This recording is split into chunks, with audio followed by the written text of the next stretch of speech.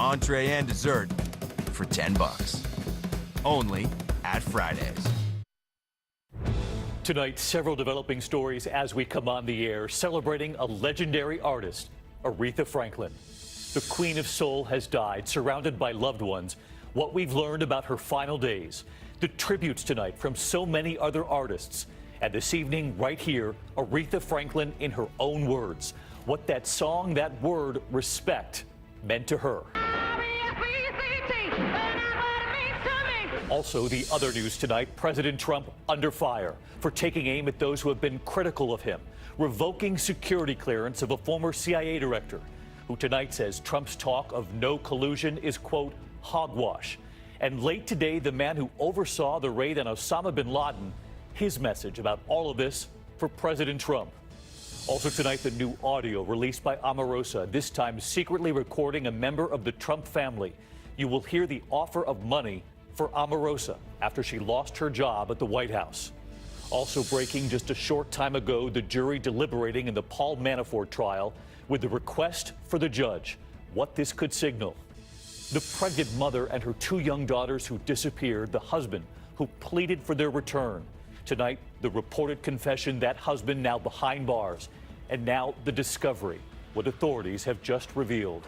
And the major storm system moving in tonight, set to hit on Friday across much of the east.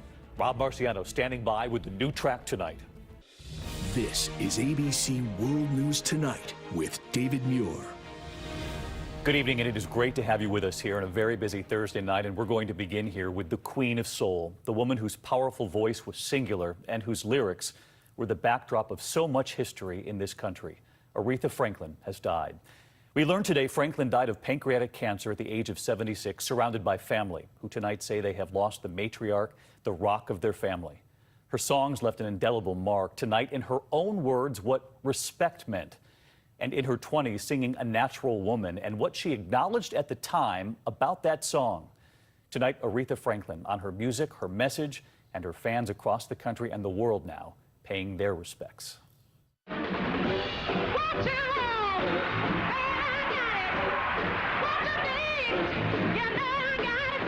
Aretha Franklin commanded respect. Seen here in 1968 in her mid-20s, her voice already a force on the stage.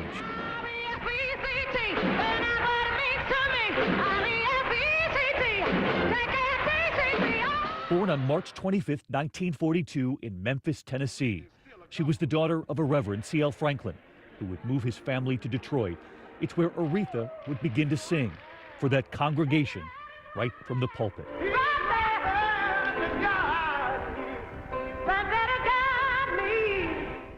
Recording gospel songs, she began performing across America, and she talked about the moment she told her father she wanted to grow. I decided I wanted to change fields, so I let him know, and he felt that this was what I wanted to do, to get into the field of rhythm and blues and pop music.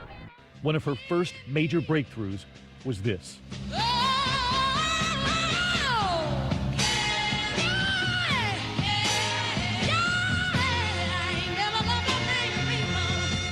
I Never Loved a Man the Way That I Love You in 1967. And then there was the song co-written by Carole King with Aretha Franklin in mind. Because you make me feel, you make me feel, you make me feel like a natural woman. A natural woman, but still a young woman, Aretha Franklin would admit she had plenty more to learn. I've still got to find out who and what I really am. I don't know yet. I'm trying to find the answer.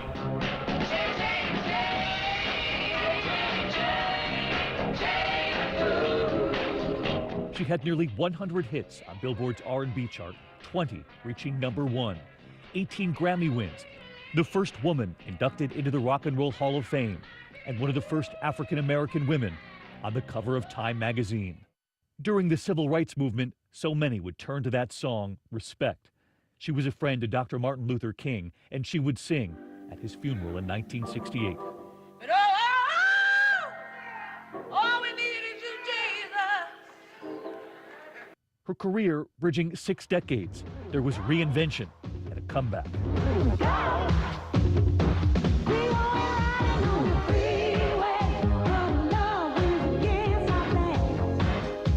1999, awarded the National Medal of Arts from President Clinton, the Presidential Medal of Freedom in 2005 from President Bush.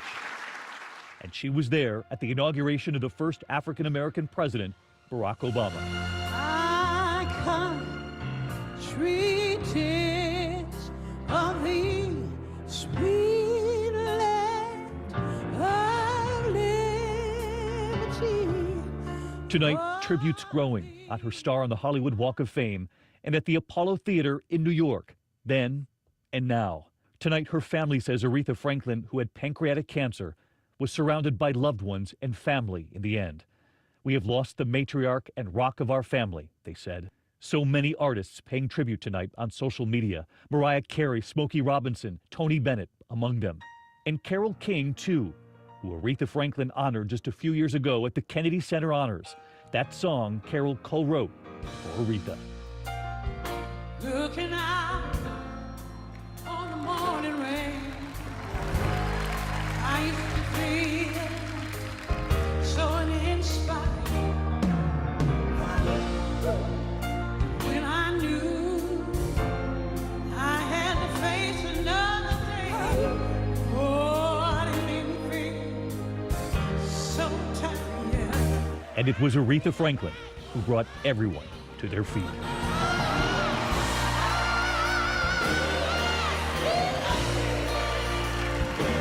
Along the way, she was asked about her songs, A Natural Woman and Respect, and what that word meant to her. Everyone wants respect. Everyone needs respect, from the young to the very old, and in the middle, male, female. We all want respect, and we all want to be appreciated. Appreciated and profound respect tonight for Aretha Franklin, the Queen of Soul, who's 76. Our thoughts are with Aretha Franklin's family tonight. President Trump said today she was a great woman with a wonderful gift from God. Former President and Secretary Clinton said she was one of America's greatest national treasures. And former President Obama and Michelle Obama saying we were all graced with a glimpse of the divine. But we do move on to the other news this Thursday night. President Trump under fire after taking aim at America's intelligence community and his unprecedented decision to revoke former CIA Chief John Brennan's security clearance. President Trump lashing out at former national security officials, blaming them for launching the Russia investigation. John Brennan firing back today, calling President Trump's claims of no collusion hogwash. And tonight, a new secret recording of a member of the Trump family and an offer you can hear on the recording. Here's ABC's chief White House correspondent Jonathan Karl tonight. At a cabinet meeting today, President Trump refused to answer questions about his decision to revoke the security clearance of former CIA Director John Brennan. Mr. President, is it appropriate for you to punish your critics? In his initial statement, read by Press Secretary Sarah Sanders, the president said his decision was prompted by Brennan's, quote, erratic conduct. Mr. Brennan's line and recent conduct, characterized by increasingly frenzied commentary, is wholly inconsistent with access to the nation's most closely held secrets.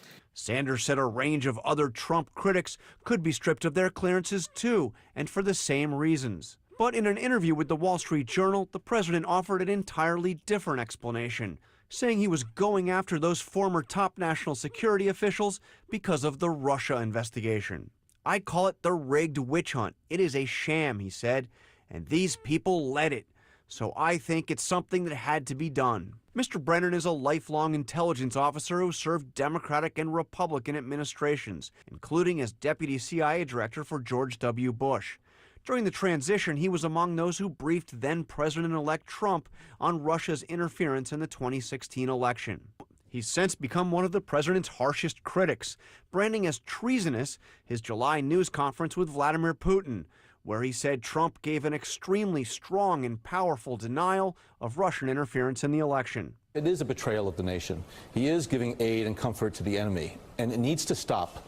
And just this morning, Brennan wrote in the New York Times, Mr. Trump's claim of no collusion are, in a word, hogwash.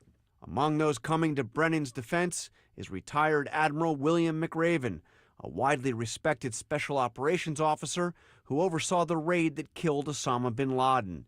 He penned a letter to the president in the Washington Post today saying, "I would consider it an honor if you would revoke my security clearance as well, so I can add my name to the list of men and women who have spoken up against your presidency." With all this happening, the White House is now dealing with yet another secretly recorded tape from the president's former senior advisor turned critic, Omarosa Manigault Newman. This one is of a conversation she had with the president's daughter-in-law, Lara Trump, shortly after she was fired. Lara Trump offering her a job in the campaign, but making it clear she would be expected to say only positive things about the president. A little obviously that there's something you got in the back pocket to pull out. Clearly, if you come over as the campaign, we can't have, we gotta keep everything. God, no. Everybody's positive, right? Lara Trump goes on to tell Omarosa how much she would be paid, $180,000 a year. So I know you were making $179 at the White House, and I think we could work something out where we keep you right along those lines. John Carl with us tonight, again live at the White House. And amid this recording, John, you're also getting word tonight that President Trump's campaign lawyer has now sent a letter to the publisher of Omarosa's new book. They're trying to get Simon & Schuster to stop publication of the book, citing the non-disclosure agreement that Omarosa signed with the campaign. Simon & Schuster is not having it, though. They've responded, "Your letter is nothing more than an obvious attempt to silence legitimate criticism of the president." So they will not pull that book, David. All right, John Carl, our thanks to you again tonight. There were also breaking developments late today in the trial of Paul Manafort. The jury is now deliberating. He could face life in prison if convicted. But late today, that jury with 4 questions for the judge. What could this signal? ABC's Chief Justice correspondent Pierre Thomas at the courthouse tonight. President Trump's former campaign chairman spent today in a courthouse holding cell, waiting, his fate now in the jury's hands. Before starting their deliberations, those 12 jurors asking for a bigger room, a space large enough to hold carts upon carts of evidence, 388 exhibits in total. Judge Ellis cautioning jurors the case must be decided solely by what you heard in court, adding you're expected to use your common sense. The phrase common sense invoked by prosecutors, too, in their closing arguments. They accused Manafort of hiding millions of dollars from the IRS and defrauding banks into loaning him millions more. They charged he moved $60 million through 31 offshore bank accounts, telling the jury, use your common sense. Does it make sense that Paul Manafort had 31 overseas accounts and he forgot that he had to report them? But Manafort's attorney says they're confident Robert Mueller's prosecutors did not make their case. The government has not met their burden of proof. Soon, 6 men and 6 women will decide if that's true. All right, so Pierre Thomas on the watch at the courthouse in Alexandria, Virginia again tonight. And Pierre, the jury has now gone home for the day. We know that. But we also know they had 4 questions for the judge. And there was one in particular that stood out to you?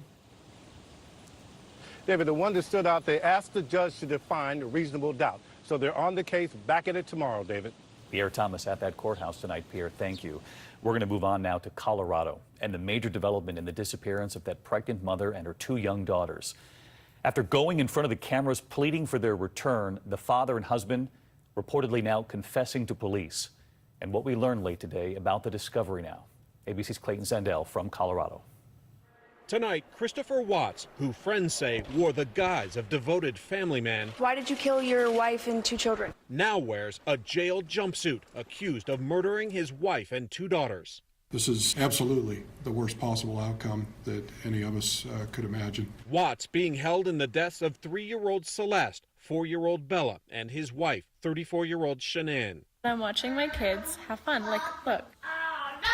They're sitting there playing with Daddy. The 3 reported missing Monday. On TV, Chris begged them to come home. If you're out there, just come back. Admitting he had words with his pregnant wife before she vanished. We had an emotional conversation, but I'll leave it at that. Wednesday night, police searched the family home for evidence. Watts is arrested. ABC affiliate Denver 7 reporting 2 law enforcement sources say he confessed. Amanda and Nick Thayer spent nearly every weekend with the Watts, their kids playing together. They believed Chris's story, even offering him a place to stay. We feel so stupid about that now.